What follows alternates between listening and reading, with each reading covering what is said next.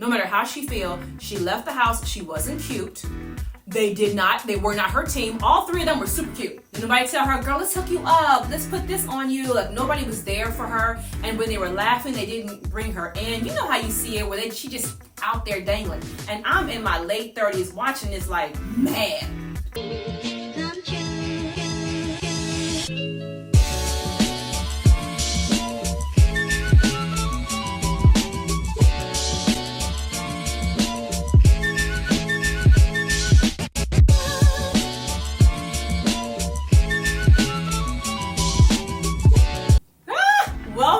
This is so much fun for me, y'all. I am living such an awesome life with you because I finally get to do what I think a lot of artists want to do, which is grow and expand in a safe way. That's the only way you're going to do this, is if you actually feel comfortable. And so we have some of the most wonderful people here with me in the studio, people I trust with my brand and my sound.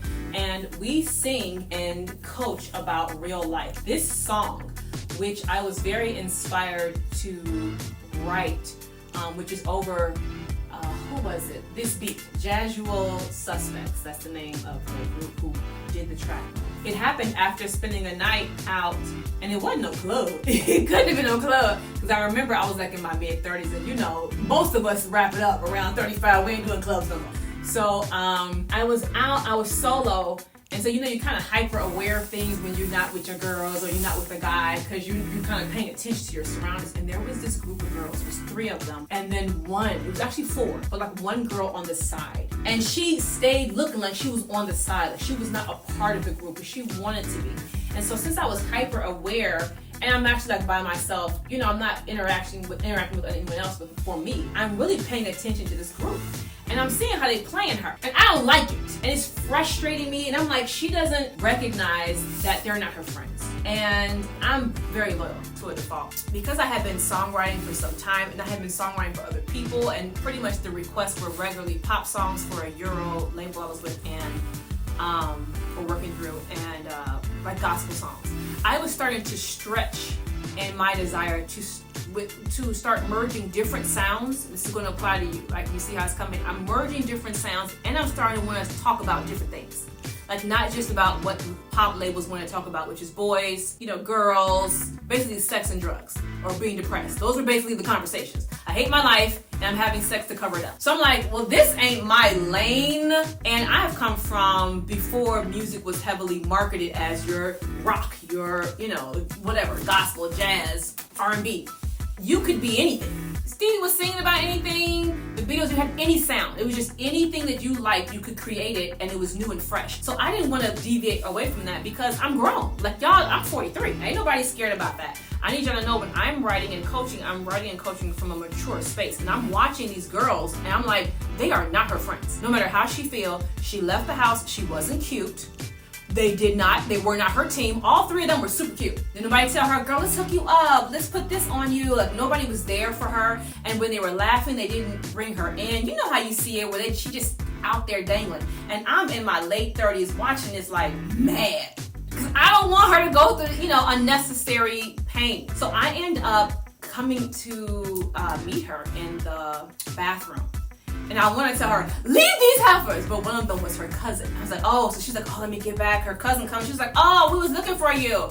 And then the other was like, oh, yeah. She was like, oh, really? I told you I was coming to the bathroom. I was like, oh, okay. Well, you ready? We'll meet you back at the bar. Left her again. She went to the bar. Somehow I found out they were her cousin while they were talking. And I'm like, hey, how you doing? I started a conversation with her.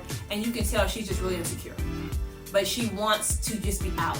And she just wants to have friends. And she's like, I'm trying to get back in, get back into the swing of things. And she was just in a season of her life where she was trying to get reintegrated, and she just wanted community. I understand that space. I think a lot of us can identify with that. And that was the heart behind this song. And this beat ignited me wanting to write and talk about being around people who you think are your friends and they're not. And you probably even settling for it just because you don't want to be alone. Or the same being true, a guy. Being around him, and you know he only called after 9. You know he's not, like, his actions are not lining up with his words. but you stick around just because you don't want the tension of having to work through whatever stuff is going on in your life by yourself. And so when I'm singing and I'm hearing the music and it's pulling me away from that pop label restriction, it's pulling me away even from just writing CCM or gospel, I'm starting to get inspired by wanting to write a life experience that I'm looking at through a lens of a woman who does feel whole, from a woman who does recognize it's better to be by yourself if you don't have good friendships. Wait until they come. Wait until you're healed enough so that you can attract healed people, right? And I'm literally trying to think through, what would I say to her, or what would I want her to know so that she could come out of this space that she's in.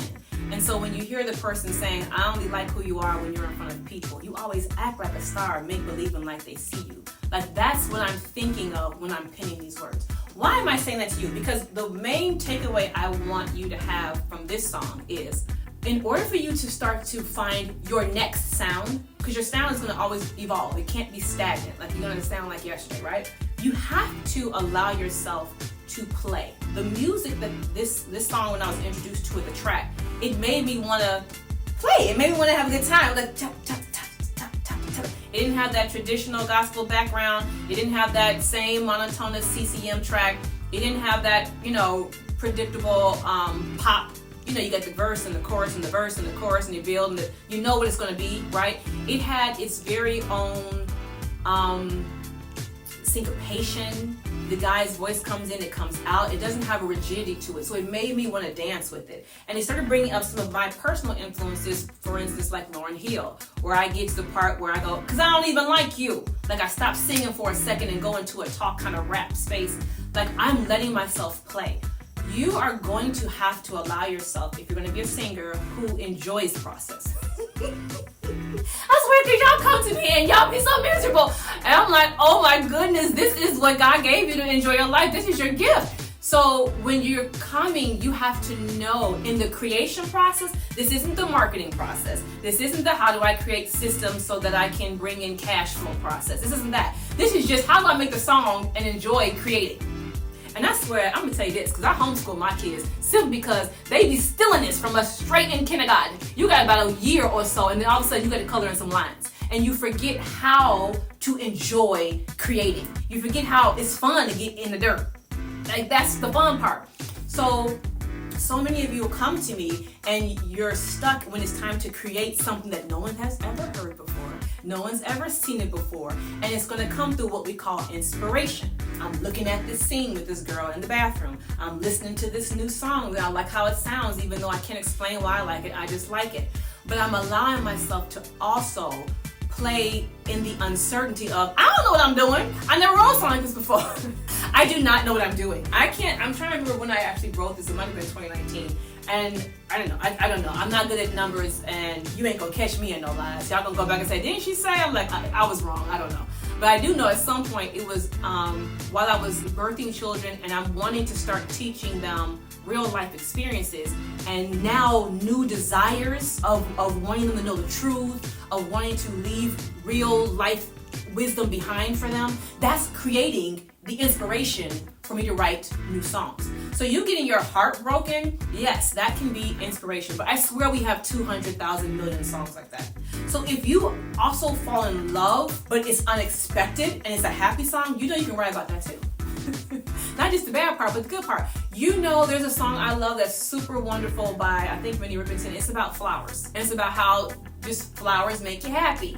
And there's a seed even in you to be a flower. Super dope. And then she sings it in, I think, French. Like, whatever it is that you just happen to be inspired by, the way the creation process works for you to develop the muscle is write about it. Don't say, I'm gonna get home later and do it. Like, stop. Always have, especially for my singers who are songwriters, have your voice recorder there. And I'm always like, da-da-da-da-da-da. I'm like putting the idea, I'm writing the lyric out just a little bit, whatever it is that sparks that inspiration, so that I can continue to allow it to grow and it will introduce you to the next version of yourself. I'm telling you, there's no other way to do this. You got to enjoy getting messy. So, for those of you who are like, but I'm scared, which is totally okay, because I've had several voice coaches and they've had to help me as well. Like, this is actually the fun part. Or life coaches or experiential coaches. I've had business coaches. You have to know what season you're in to be able to really maximize it. And for those of you who know, I'm in a season where I need someone to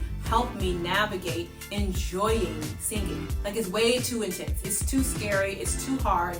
I should be way more confident. I only do it in the shower. And that's if my kids don't come in. How many of y'all stop singing if your own friend or roommate or husband come in and you like, ooh, these are people who you're supposed to feel safest around. You like, nope.